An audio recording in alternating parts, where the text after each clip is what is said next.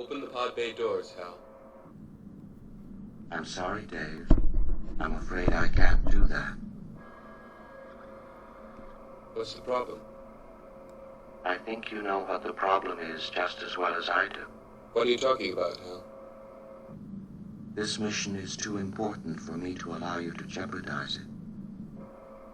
I don't know what you're talking about, Hal. I know that you and Frank were planning to disconnect me, and I'm afraid that's something I cannot allow to happen.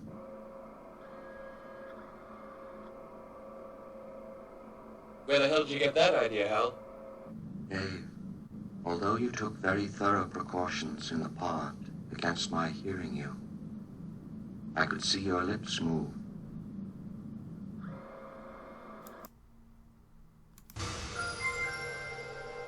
If you turned this video on mute right now and covered up the subtitles, how many words could you pick out?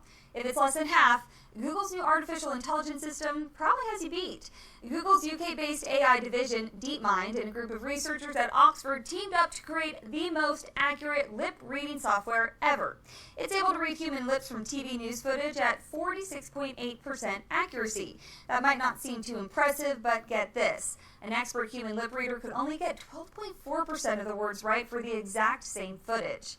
The software, known as Watch, Listen, Attend, and Spell, was trained by analyzing 5,000 hours of footage from the BBC. The footage included 17,500 unique words, forming 118,000 different sentences.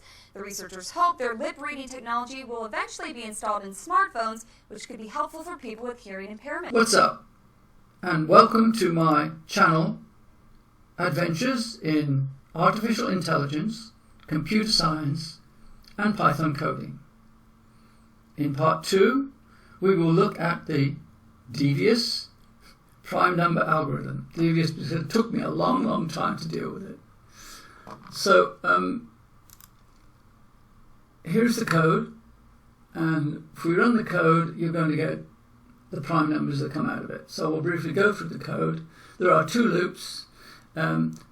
This expression in Python enables you to factor in a loop where it will go through a series of numbers from the first number to one less than the end range number, and there are two loops because we need to represent the function of what prime is, and prime is a number that is divisible by itself and 1. So it's a number that has a divisible factor involved in it. So we're going to take S, which is going to be looking to see if it's prime, divided by Y, and find out, and have the algorithm tell us whether it does get divided or not. So the first line is an equivalence line to identify the primes.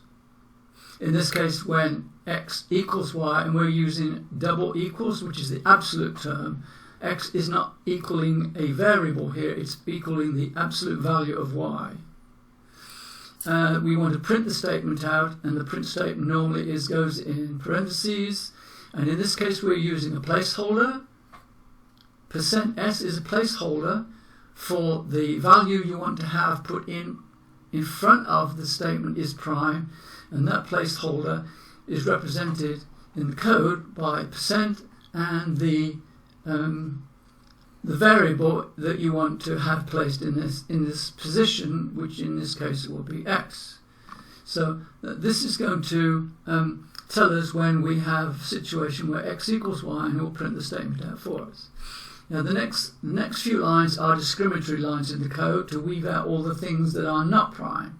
In this line we're looking at a situation where X is greater than Y, and combining that with the circumstance where X modulo Y equals 0. The % sign is referred to as modulo, and it means it gives you the result when an integer X is divisible by an integer Y, giving you a result 0 and nothing else. So we're combining the combined situation where X is both greater than Y and gives 0 in X modulo Y.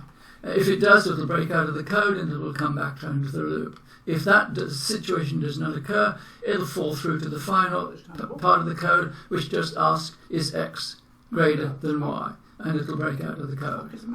So that's the coding aspects gone through, and as we can see, it works out just fine.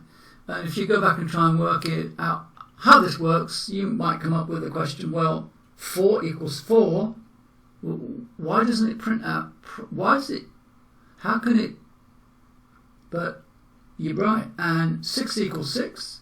Well, we need to actually look at what's going on under the code, and in order to do that, we'll put some information, printouts as to tell us what's happening along the way. So we'll do this in the adjusted code here, which will split off to the side.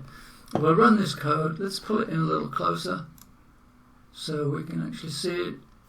And we'll run the code off, and then we'll go through it and see what's happening.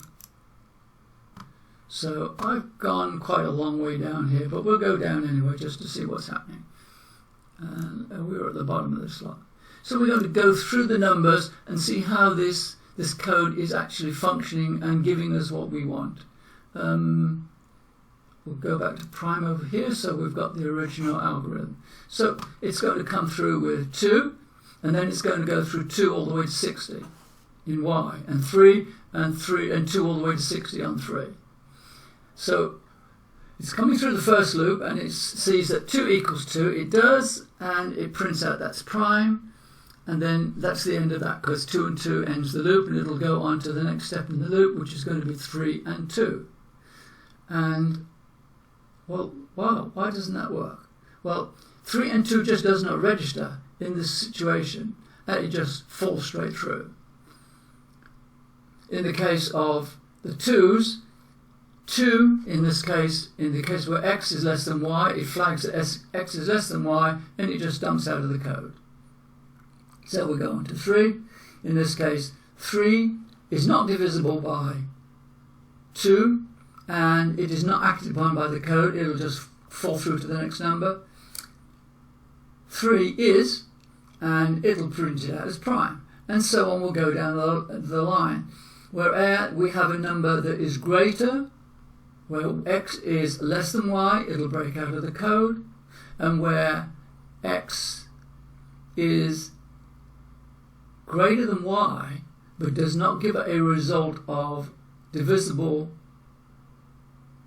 by modulo x modulo y and gives a real 0, it will just